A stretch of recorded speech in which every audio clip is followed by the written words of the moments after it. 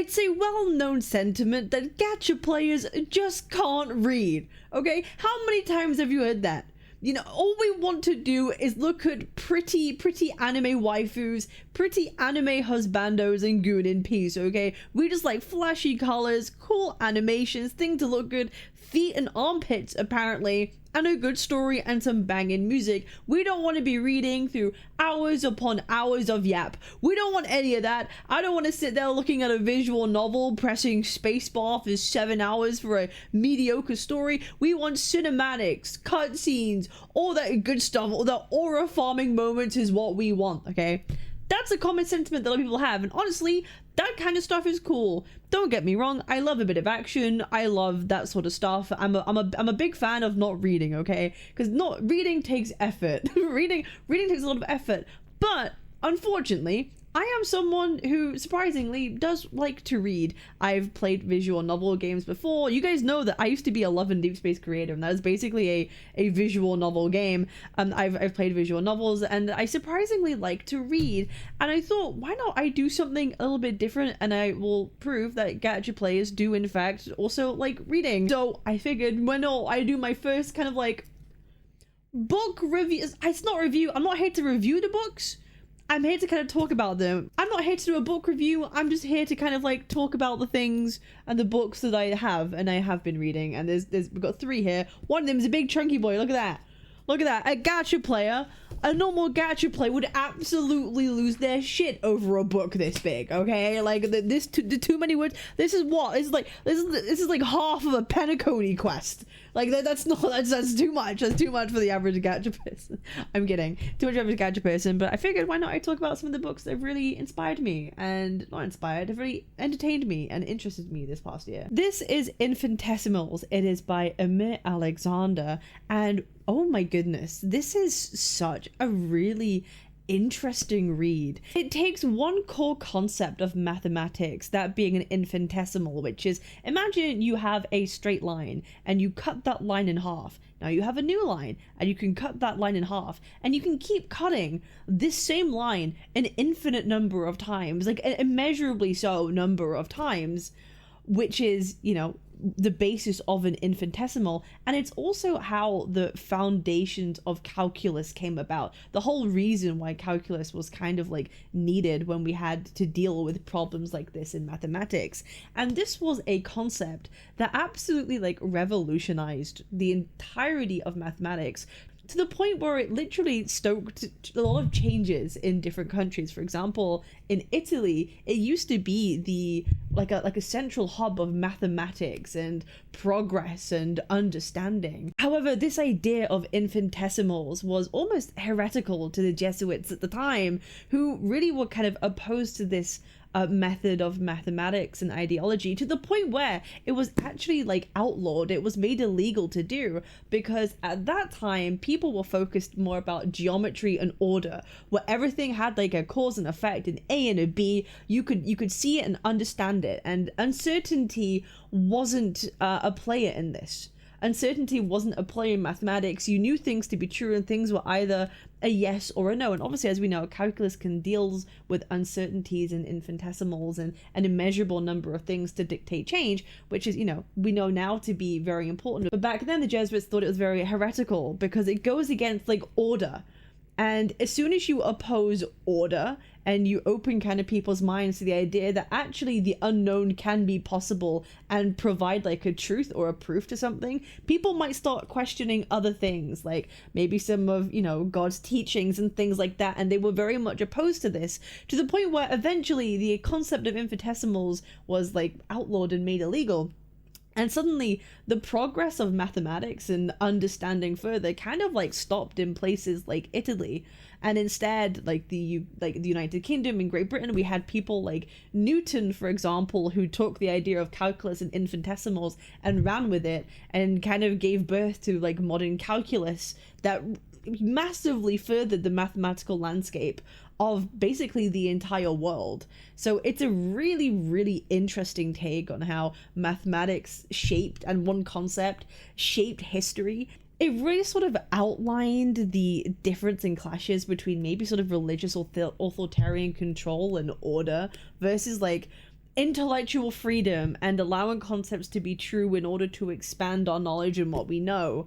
And it's kind of interesting, and it sometimes it kind of makes me think about the modern day a little bit when people talk about like biology and science, and should we accept certain things about science or should we not, and how that changes kind of things. It makes me think about things that are happening in our current time frame. But this is a really good focus upon that kind of period of time and how a lot of history has changed because of a literal mathematical concept.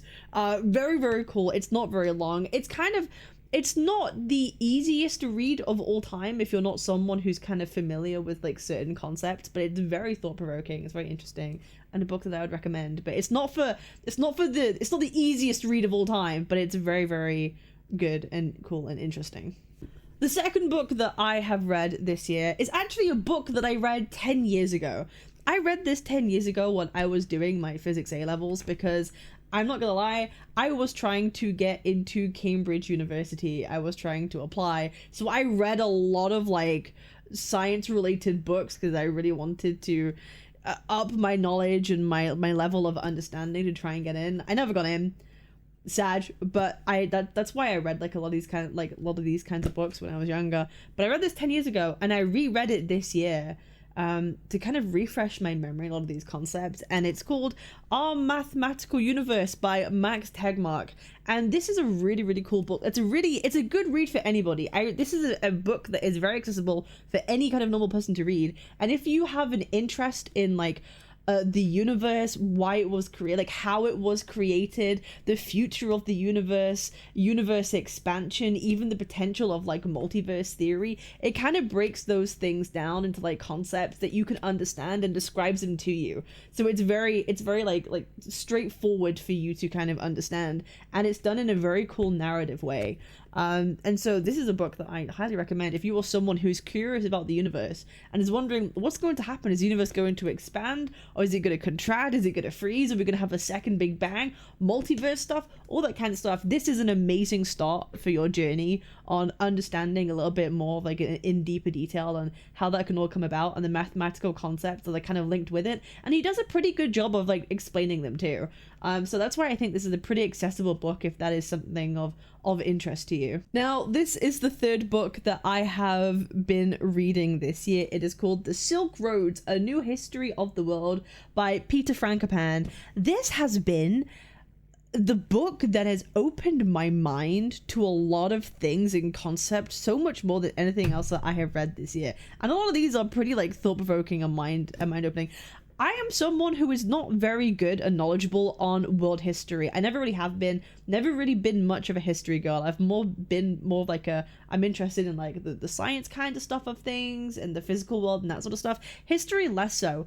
But this has been a book that has really kind of opened my mind to things of what it is about. It's almost revisionist in a slightly different way. We have always been kind of taught, or at least I and me and I guess people in Europe or the Western side of the world have been taught history from a more Western standpoint, right? You had ancient Greece to ancient Rome, the Renaissance and all that leading up, and we've kind of been educated on a lot of world history, kind of grew and expanded from Europe being a powerhouse of like powering like a lot of the modern technologies of the modern world. But this book kind of changes the tune a little bit, and it talks about basically how the Silk Roads, which are trade routes that spread all the way across from China and Asia all the way through like India, the Middle East into Europe, how those trade routes were really what facilitated an exchange of culture, information, religion, and how it really was the East that was the predominant like foundational driving force of like big change and big changes in history. As soon as like Europe and the West found ways to kind of trade with China and Asia via the Atlantic Ocean or sailing around Africa to kind of like avoid the Middle East, that the trade routes, the Silk Roads, kind of lost its power and influence, and it's really just been an exchange of like power and wealth, and how really Asia and the East was the main, you know, driving force behind all those changes. Obviously, you had like Persia, that was the beginning of being central to linking up parts of the East and the West,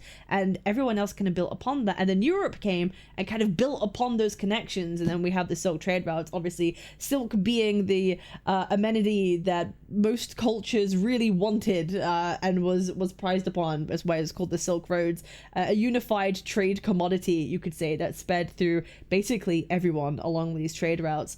And it just places a stronger notion on how it's not really been the West but the East that has been so influential in a lot of stuff, because obviously you have culture, you have language, you have religion, you even have disease, you have so many things that were exchanged along these trade routes. And it really paints such a interesting perspective, and also how like a lot of the mathematical superpowers, super cities of the past, like Baghdad for example, these weren't like European cities. These all came from Asia, and how a lot of the trade routes, the Silk Roads, were built because a lot of Europe and the West wanted to seek the wealth from Asia and the Middle East.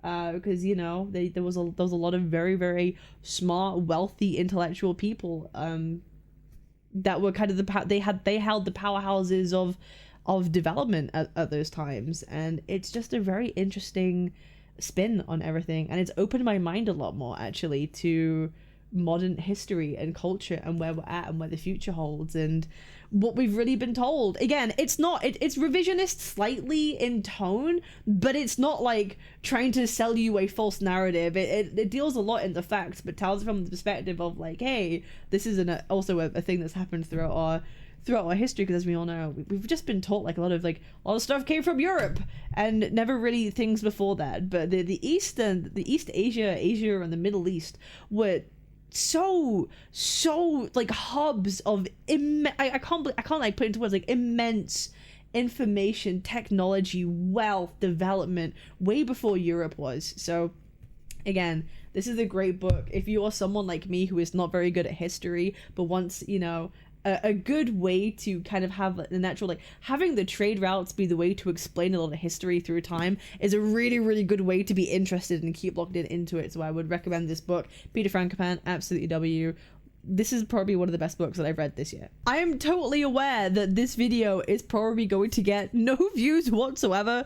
I think the only people who watch this are just the people who care about like me and what I'm up to and what I like. So I hope to you guys that are watching this, I'm completely bricking my channel doing these videos, by the way, but I'm bored. Okay, girl wants to do some more interesting content that interests me. I hope maybe you can find something useful from this, and I might do some more. If I read anything new, I might just talk about it, because I want this channel to be about things that interest me. So that's kind of really it. I appreciate y'all. I'll see you on the next one. Peace.